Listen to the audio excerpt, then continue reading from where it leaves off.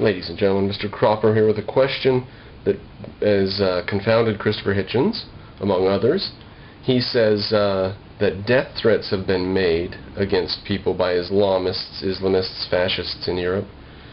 And he says, I don't mind the death threats, that's freedom of speech, but actual attempts have then been made on these people's lives.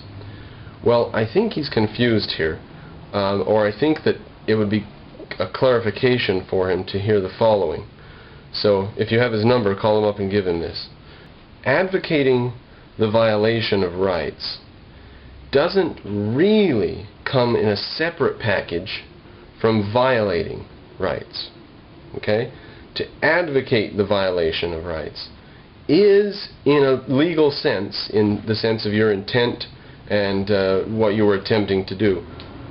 In that sense, it comes in the same package as actual fraud and physical force.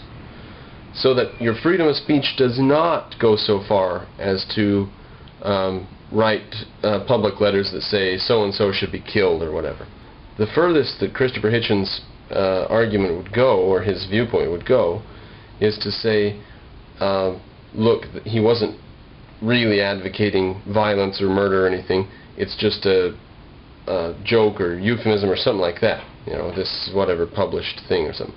But when actual letters come out that in no hair-splitting terms, in straightforward language, say so-and-so should be killed, the reason he should be killed is this, here's how he needs to be killed.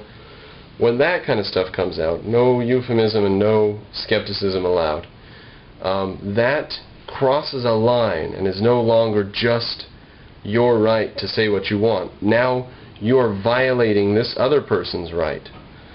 Now, I don't think that incitement to violence should carry the same punishment as murder and actual violence, but it is clearly not just an issue of free speech. To go around saying so-and-so should be harmed and agitating people to all kinds of violence and stuff, the person who advocates actual violation of other people's rights is violating those people's rights. And there has to be, in a legal and objective code of law, there has to be a way of dealing with people who violate your rights with their speech. Now, there's libel and slander laws, but incitement to violence laws must also be part of it.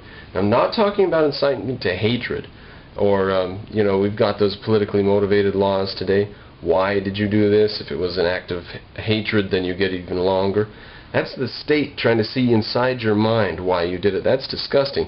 The question is, what did you do? Did you threaten somebody with violence in a newspaper article, or did you publish a book that said that so-and-so should be killed in such a way? If so, you've incited violence and you have to pay accordingly. Poor Christopher Hitchens, brilliant speaker, stuck with his head deep up inside Marxism for so long that he can't get a lot of these basic questions. You know, he believes that there are no absolutes, and he believes in the Big Bang quite sincerely, and so on. Well, let's straighten him out on this one at least. Incitement to violence is not freedom of speech. It is a violation of rights.